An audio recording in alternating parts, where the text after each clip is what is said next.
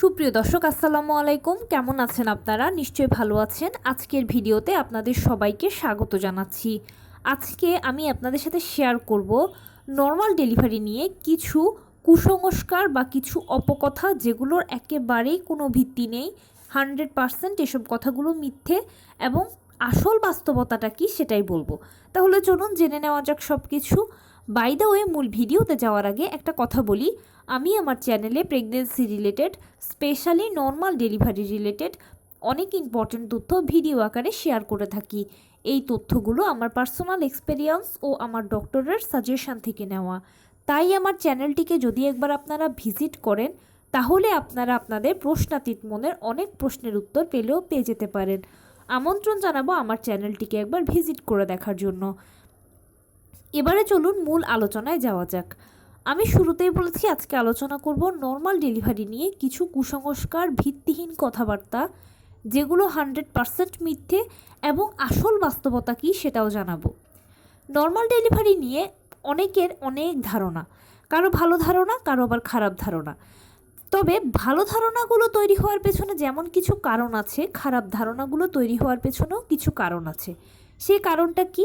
কারণটা হচ্ছে আমাদের মধ্যেই কিছু মানুষ আছে যারা অরিজিনাল কথাবার্তা বলি, আবার কিছু মানুষ আছে যারা কথাকে অতিরঞ্জিত করি, বিভিন্ন ধরনের মশলা মাখিয়ে এমন পেঁচানো কথা তৈরি করি যে ভালো মানুষটাও খারাপ হয়ে যাবে এইসব কথাগুলো শুনলে।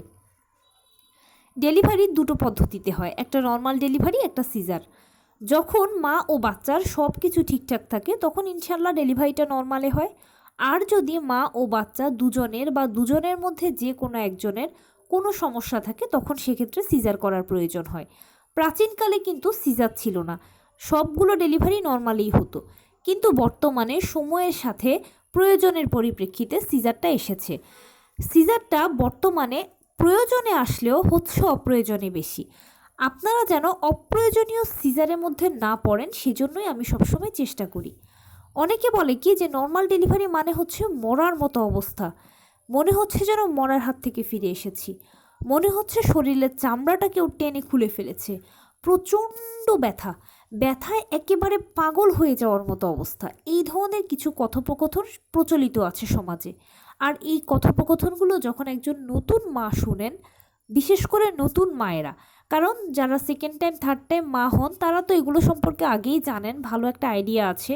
কিন্তু নতুন মায়েদের, প্রথম মায়েদের যেহেতু তেমন আইডিয়া নেই, তাই তারা এই কথাগুলো যখন শোনেন, শোনার পরে তখন তাদের মনে হয় যে বাবা এত কষ্টের দরকার নেই, আমার সিজার করাটাই ভালো।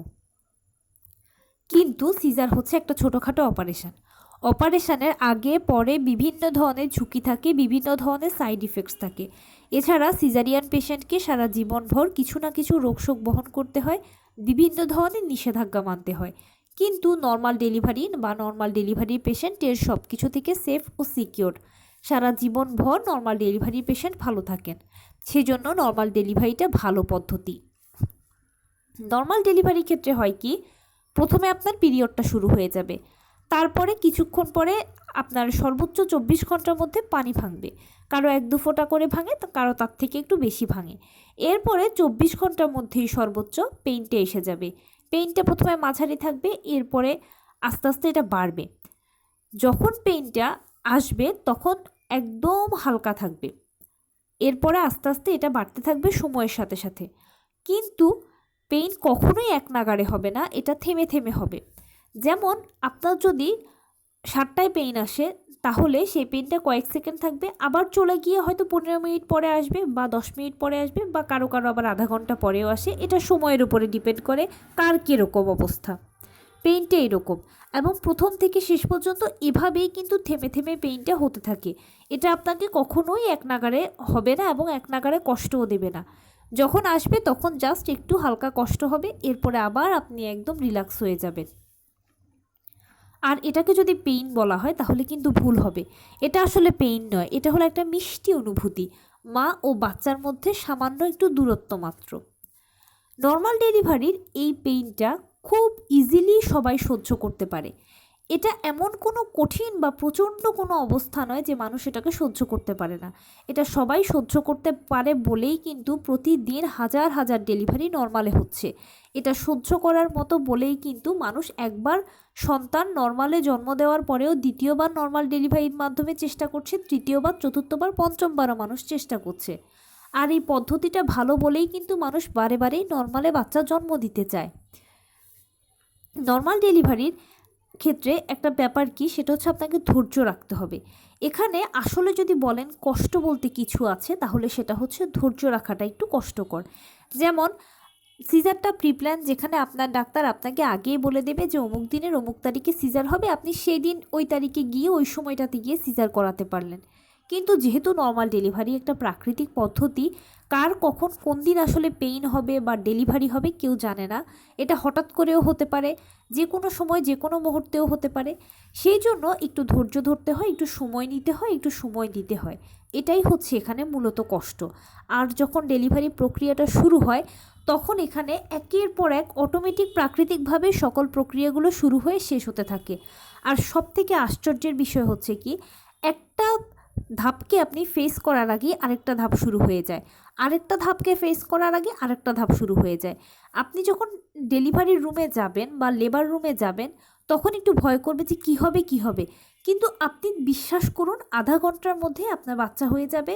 সেখানে আপনি একটা কিছু ফেস করার আগে একটা কিছু ফেস করবেন, একটা কিছু বুঝে ওঠার আগে আপনার সাথে আরও একটা কাজ হয়ে যাবে।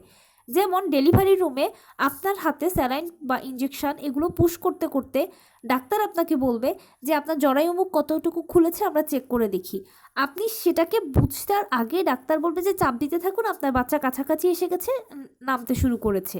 আপনি দুটো তিনটে চাপ দিলেই ডাক্তার বলবে যে আপনার ডেলিভারি হয়ে গেছে, প্লাসেন্টাও ডেলিভারি হয়ে গেছে, সম্পূর্ণ হয়ে গেছে আপনার ডেলিভারি প্রক্রিয়াটা। কারো যদি সাইড কাটার প্রয়োজন না হয়, তাহলে তো তার একেবারে অল্প সময়ের মধ্যেই কাজগুলো হয়ে যায়। আর যা সাইড কাটার প্রয়োজন হয় তার হয়তো এর পরবর্তীতে সেলাই দেওয়া লাগে। এখানে বলি, অনেকে না নর্মাল ডেলিভারিতে সাইড কাটাকে ভয় পায়, কিন্তু এই জিনিসটা আপনি একদম ভয় পাবেন না। কেন ভয় পাবেন না? প্রথমত হচ্ছে সাইড সবার কাটা লাগে না। যদি আপনার পেলভিসটা ঠিকঠাক মতো প্রসারিত হয়, মানে বাচ্চার মাথাটা হচ্ছে 10 সেন্টিমিটার, আপনার পেলভিসটা যদি 10.5 থেকে 11 সেন্টিমিটার প্রসারিত হয়, তাহলে কোনো সাইড কাটা লাগবে না। আর বাচ্চার মাথা তো 10 সেন্টিমিটার, এখন আপনার পেলভিস যদি 9 বা 9.5 সেন্টিমিটার প্রসারিত হয়, এর বেশি না হয়, তাহলে কিন্তু একটু হালকা সাইড কাটতে হবে। এতে আপনার ভালো হবে, বাচ্চার ভালো হবে। কি ভালো হবে? এই যে আপনার যে পথ দিয়ে বাচ্চা বের হবে, সেই পথটা হচ্ছে একদম চাপানো পথ। আর এই পথ দিয়ে যদি বাচ্চাকে টেনে বের করার প্রয়োজন হয় বা যদি টানাটানি করে বের করা হয়, তাহলে হবে কি, বাচ্চার ঘাড়ের দুপাশের যে রগ আছে এগুলো ছিঁড়ে যেতে পারে। কারণ সে তো এখনও একদম একদম সফট। সো তাকে যদি বেশি জোরে আমরা টান দিই, তাহলে কি হবে, তার ঘাড়ের রগ ছিঁড়ে যেতে পারে। ঘাড়ের রগ ছিঁড়ে গেলে তো আপনার বাচ্চা মারা যাবে। আপনি কি এটা চান? অবশ্যই নয়। এছাড়া আরেকটা সমস্যা হয় কি, বাচ্চা তো প্রেশার দিচ্ছে বের হওয়ার জন্য, আপনিও প্রেশার দিচ্ছেন তাকে বের করার জন্য, তাহলে একটা বড় প্রেশার পড়ছে কিন্তু পেলভিসটার উপরে। এখন প্রচণ্ড প্রেশারে অনেক সময় হয় কি, বাচ্চা বেরিয়ে চলে আসে আর আপনার পেলভিসটা একেবারে যৌনাঙ্গ নিয়ে এবড়ো থেবড়োভাবে পুরো জায়গাটা ছিঁড়ে যায়। তখন কিন্তু মহা বিপদ। আপনার পরবর্তীতে অনেক সমস্যা হবে, কষ্ট হবে, শুকাতেও বহু সময় লাগবে। এর থেকে বরঞ্চ যদি হালকা একটু সাইড কেটে দেওয়া হয়, তাহলে অনায়াসে বাচ্চাটা বেরিয়ে চলে আসলো, আপনার যৌনাঙ্গ সহ আপনার পুরো নিম্ন অংশটা সেফ থাকলো, বাচ্চারও কোনো ক্ষতি হলো না। আর হালকা জাস্ট ওই যে বললাম যে যতটুকুনি প্রসারিত হচ্ছে না, সামান্য ওইটুকুনি শুধুমাত্র একটু ছেটে দেওয়া হবে, এতটুকুই, আর কিছু না। আর যখন সাইডটা কাটা হবে, তখন সেখানে অ্যানেস্থেশিয়া ব্যবহার করা হবে, লিকুইড অ্যানেস্থেশিয়া। এগুলো তুলো দিয়ে ঘষে দেওয়া হয়, আর এগুলোর মেয়াদ খুব সামান্য সময়ের জন্য থাকে। আর যখন অ্যানেস্থেশিয়া দেওয়া হবে, তখন তো আপনি বুঝতেই পারবেন না কখন সাইড কাটা হচ্ছে, কখন সেলাই করা হচ্ছে, কারণ কাটা এবং সেলাই দুক্ষেত্রেই কিন্তু অ্যানেস্থেশিয়া ব্যবহার করা হয়। এরপরে অনেকে বলেন যে আচ্ছা এরপরে তো মনে হয় কষ্ট হবে। এরপরেও কোনো কষ্ট হয় না। ডেলিভারি হয়ে যাওয়ার পরে কয়েক ঘন্টার মধ্যে আপনি যখন বাচ্চাকে নিয়ে বাড়ি চলে আসবেন, এরপরে হবে কি, 7-8 দিন ডাক্তার আপনাকে যে অ্যান্টিবায়োটিকগুলো দেবে, এই অ্যান্টিবায়োটিকগুলো নিয়মিত সেবন করবেন, ভিটামিন সি বেশি করে খাবেন, এবং সেই সাথে একটু চেপে ব্যবহার করবেন, হাইকমেটটা ব্যবহার করবেন, জাস্ট 7-8 দিন। অনেকের এর আগেও ভালো হয়ে যায়, সর্বোচ্চ 7-8 দিন সময় লাগে। এরপরে একদম সুস্থ হয়ে যাবেন, আবার আগের মতো লো কমেন্ট ব্যবহার করতে পারবেন, হাঁটতে পারবেন, বসতে পারবেন, সব কিছু করতে পারবেন। আরেকটা বড় সুবিধা হচ্ছে কি, আমরা সবাই তো সবসময় একটা বাচ্চা পরে আরেকটা বাচ্চা কামনা করি বা চাই। সেকেন্ড টাইম যখন আপনি বেবির জন্য চেষ্টা করবেন বা বেবি নেবেন, তখনও কিন্তু এটা আপনাকে অনেক বেশি বেনিফিট দেবে সিজারের তুলনায়। অনেক সিজারিয়ান পেশেন্ট বলে কি, যে তারা যখন আস্তে আস্তে পরবর্তীতে সেকেন্ড বেবির সময় বা তার পরের বেবির সময় যখন পেট বড় হতে থাকে, তখন ওই যে সেলাইয়ের অংশটাতে টান পড়তে থাকে, আর তখন প্রচণ্ড ব্যথা হয়। দ্বিতীয় বাচ্চা বা তৃতীয় বাচ্চাও সিজার করে ফেলতে হয়, কারণ মা আর ব্যথা সহ্য করতে পারে না। কিন্তু নর্মাল ডেলিভারিতে তো আপনার পেট কাটা হলো না, আপনার পেটটা একদম সেফ রইলো। সো বাচ্চা বড় হলো, আপনার পেটে ব্যথা হলো না, কিচ্ছু হলো না, কোনো সমস্যা নেই, অনায়াসে বাচ্চা বেরিয়ে চলে আসবে। তাই নর্মাল ডেলিভারিটা সিজারের তুলনায় সব সময় ভালো, সব ক্ষেত্রেই ভালো। আর যারা এই ধরনের অতিরঞ্জিত কথা বলে যে নর্মাল ডেলিভারি মানে মরার মতো অবস্থা, শরীরের চামড়া বুঝি কেউ ছিঁড়ে ফেলছে, উফ বাবা এর থেকে সিজার ভালো, এই ধরনের লোকজনের কাছাকাছি না থাকলেই ভালো। বা এই কথাগুলো যদি শোনেনও, তাহলে একদম এগুলো কানের কাছেও জায়গা দেবেন না, এক কান দিয়ে ঢুকাবেন আরেক কান দিয়ে বের করে দেবেন। মনে রাখবেন, নর্মাল ডেলিভারি যদি এত খারাপ হতো বা এরকম যদি মরার মতো কিয়ামতের মতো অবস্থা হতো, তাহলে কি মানুষ একবার সন্তান নর্মালে জন্ম দেওয়ার পরে আবারও চিন্তা করতো? আমার আপনার পরেও নিশ্চয়ই আমাদের আর কোনো ভাই বোন কেউ থাকতো না। কারণ আপনি নিজেকে দিয়ে চিন্তা করুন, একবার যদি কোনো একটা মরার হাত থেকে ফিরে আসেন আপনি, আপনি কি আবার সেই কাজে যাবেন মরতে? অবশ্যই যাবেন না। সেই জন্য এই কথাগুলো হচ্ছে বানোয়াট কথা, অতিরঞ্জিত কথা। হাতের আঙুল পাঁচটা যেরকম সমান হয় না, সেরকম মানুষ পাঁচজনও কিন্তু সমান হয় না। কেউ কেউ অরিজিনাল কথা বলে, কেউ কেউ কথাকে অতিরঞ্জিত করে বলতেই পছন্দ করে। তো এই ধরনের কথাবার্তাগুলোকে কখনোই মনেও তুলবেন না, কানেও তুলবেন না। সব সময় উপরওয়ালার উপরে ভরসা রাখবেন। আর যে কোনো পরিস্থিতিতে যদি খারাপ কোনো সিচুয়েশান তৈরি না হয়, তাহলে ডাক্তারের সাথে সবসময় যোগাযোগ করে নর্মাল ডেলিভারিকে সাপোর্ট করবেন, নর্মাল ডেলিভারির জন্য চেষ্টা করবেন, নর্মাল ডেলিভারির জন্য ধৈর্য ধারণ করবেন। আমি শুরুতেই বলে এসেছি যে নর্মাল ডেলিভারিতে যদি আসলে কষ্ট বলে কিছু থাকে, তাহলে সেটা হচ্ছে একটু ধৈর্য ধরাটা, সময় দেওয়াটা। কারণ আমরা তো একটু অধৈর্য বাঙালি, সেজন্য আমাদের আসলে সব কিছুতে একটু কম সময় দিতে আমরা পছন্দ করি, বা আমরা একটু শর্টকাট টাইপের পছন্দ করি। কিন্তু যেহেতু এক্ষেত্রে একটু শর্টকাট কম হয়, একটু সময় লাগে, তাই এই সময়টাকে আপনাকে সময় দিতে হবে, ধৈর্য ধারণ করতে হবে, নিজেই নিজেকে বোঝাতে হবে। আফটার অল আপনি মা, আমরা নারী, আমরা সব পারি। এতটুকু কষ্ট তো আমাদেরকে অবশ্যই স্বীকার করতে হবে। কারণ দীর্ঘ 9 মাস আপনি আপনার সন্তানকে কষ্ট করে গর্ভে ধারণ করেছেন। এখন আর একটু জাস্ট অল্প কটা দিন একটু কষ্ট করুন, না হয় বড়জোর 1 সপ্তাহ লাগবে, আর না হয় বড়জোর সর্বোচ্চ 10 দিন সময় লাগবে আপনার। 1 সপ্তাহ 10 দিন কি দিতে পারবেন না সারাটা জীবন ভালো থাকার জন্য? আর একটা ব্যাপার হলো কি, সবসময় ডাক্তারের সাথে যোগাযোগ করবেন, পরামর্শ রাখবেন। অনেকে করেন কি, যে ডাক্তারের সাথে যোগাযোগ পরামর্শ করেন না, মনে করেন ডাক্তার সিজারের কথা বলবে। দেখুন, সব ডাক্তার তো সমান নয়। আপনি ডাক্তারকে আপনার ওপিনিয়নটা বলবেন, এবং অবশ্যই আপনি যখন বলবেন জানাবেন, তখন নিশ্চয়ই ডাক্তারও আপনার কথাটা শুনবে। কেন সিজার, কেন নর্মাল ডেলিভারি, সেগুলোরও ব্যাখ্যা ডাক্তার আপনাকে দেবে। আর ডেলিভারিটা হচ্ছে একটু সেন্সিটিভ ইস্যু। এখানে যেহেতু আমার আপনার হাতে কিছু নেই, সব কিছুই যেহেতু ডাক্তারদের মাধ্যমে হবে, তাই ডাক্তারের সাথেই সবসময় যোগাযোগ রাখবেন, এবং নর্মাল ডেলিভারির জন্য সবসময় চেষ্টা করবেন, ধৈর্য ধারণ করবেন, একদম ভয় পাবেন না। নতুন মা হয়ে থাকলে প্লিজ একদম ভয় পাবেন না, বিশ্বাস করুন, এটা ভয়ের কিছু নয়। এটা একেবারেই ভালো একটা পদ্ধতি, সহজ একটা পদ্ধতি। জাস্ট একটু সময় দেবেন, ধৈর্য ধারণ করবেন, উপরওয়ালাকে বেশি বেশি করে ডাকবেন। লাস্ট আর একটা কথা বলে শেষ করব, বিশেষ করে নতুন মায়েদের জন্য। নতুন মায়েরা আমাকে বিভিন্ন ধরনের প্রশ্ন করে থাকেন। আসলে কি, আপনারা যে ভয়টা পাচ্ছেন সেটা হচ্ছে আপনাদের মনের ভয়। কারণ ব্যাপারটা হচ্ছে অনেকটা ইনজেকশন দেওয়ার মতো। ইনজেকশন পুশ করার আগে আমরা কত কিছু চিন্তা করি।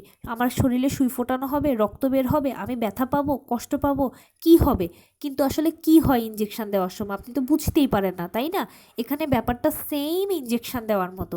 বিশ্বাস করুন, যখন আপনার ডেলিভারি হয়ে যাবে, তখন আপনি আমাকে অবশ্যই মনে মনে বলবেন যে আমি সত্য কথাটাই বলেছিলাম, কোনো মিথ্যে কথাটা বলিনি। তো এই ছিল আজকের ভিডিও। কেমন লাগলো বলুন? যদি ভালো লেগে থাকে ও হেল্পফুল হয়ে থাকে, তাহলে প্লিজ লাইক, কমেন্ট, শেয়ার করতে একদম ভুলবেন না। আর সেই সাথে আমার চ্যানেলটিকে সাবস্ক্রাইব করার বিনীত অনুরোধ রইল। পাশে থাকা বেল আইকনটি ক্লিক করে দেবেন, যেন আমি ভিডিও আপলোড করার সাথে সাথে আপনারা নোটিফিকেশান পেয়ে যান। যদি কোনো প্রশ্ন থাকে কমেন্টসে জানাবেন, আমি রিপ্লাই দেব। প্লাস যদি কোনো পরামর্শ থাকে যে কোন বিষয়ের উপরে ভিডিও বানালে আপনারা উপকৃত হবেন, সেটাও জানাবেন। আমি আপনাদের পছন্দের সর্বোচ্চ প্রায়োরিটি দেব। ভালো থাকবেন, সুস্থ থাকবেন, নর্মাল ডেলিভারিকে সাপোর্ট করবেন। আসসালামু আলাইকুম।